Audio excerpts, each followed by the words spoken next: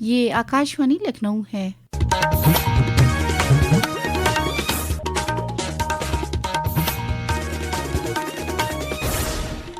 اب آپ شائستہ بانو سے علاقائی خبریں سنیے۔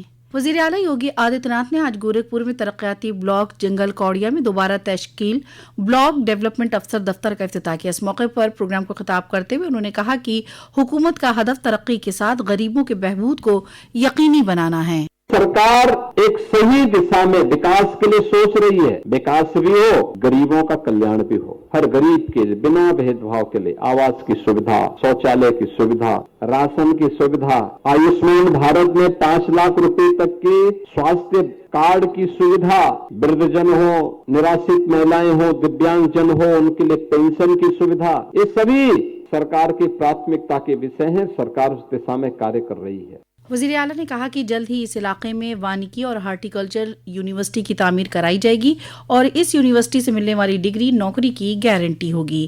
وزیر اعلیٰ گورکھپور کے بیچھیا میں ایک کنونشن سینٹر کا مرمت بھی کریں گے، جس کی لاگت 2 کروڑ 47 لاکھ روپے ہے، جو 300 افراد کی صلاحیت کا اور جدید سہولیات سے لیس ہے۔ آج کے پروگرام میں وزیر اعلیٰ EWS اور LID رہائش کے الاٹمنٹ لیٹر بھی دیں گے۔ مرکزی وزیر برائے کپڑا گری راج سنگھ نے آج گوتم بدھ نگر میں منعقدہ 61ویں IAGF دلی میلے کے اسپرنگ 2026 ایڈیشن کا افتتاح کیا۔ اس موقع پر مرکزی وزیر نے میلے کو ایک اہم بین الاقوامی سورسنگ ڈیسٹینیشن کے طور پر فروغ دینے کے لیے دستکاری کے شعبے ایکسپورٹ پروموشن کونسل کو مبارکباد دی۔ انہوں نے کہا کہ حکومت ترقی اور ملک بھر کے کاریگروں کے بہبود پر خصوصی توجہ دے رہی ہے۔ جناب سنگھ نے کہا کہ سبھی کو مل کر یہ یقینی بنانا ہوگا کہ ہر کاریگر سالانہ 5 لاکھ روپے کمانے کے قابل ہو۔ اس میلے کا انعقاد export promotion council of India کے ذریعے سے آج سے 18 فروری تک India expo centre and mart میں کیا جا رہا ہے۔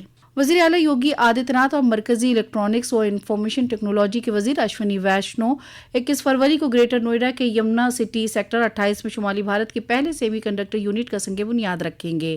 اس تقریب میں وزیر اعظم نریندر مودی بھی ورچوئل ذریعے سے جڑیں گے۔ پیش ہے ایک رپورٹ۔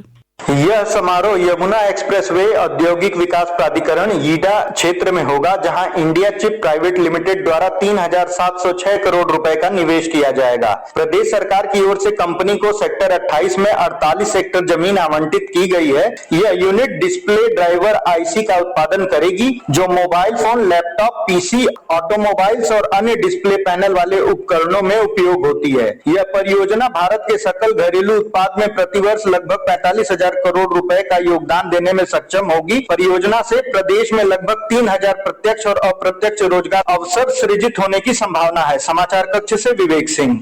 उत्तर प्रदेश असेंबली में बजट के 5वें दिन कल असेंबली में गवर्नर आनंदीबेन पटेल की तकरीर पर बहस का जवाब देते हुए वजीर आला योगी आदित्यनाथ और ऐवान के लीडर ने रियासत की फराहमियों को साझा किया। वज़ीर आला ने कहा कि उत्तर प्रदेश पसमानदा रियासतों के जुमरे में नहीं बल्कि मुल्क की तरक्की याफ्ता मईशत में अपनी जगह बना ली है। रियासत टेक्नोलॉजी, ट्रस्ट और ट्रांसफॉर्मेशन के संगम के तौर पर उभरी है और मुल्क की तरक्की में एक अहम इंजन के तौर पर रहनुमाई कर रही है।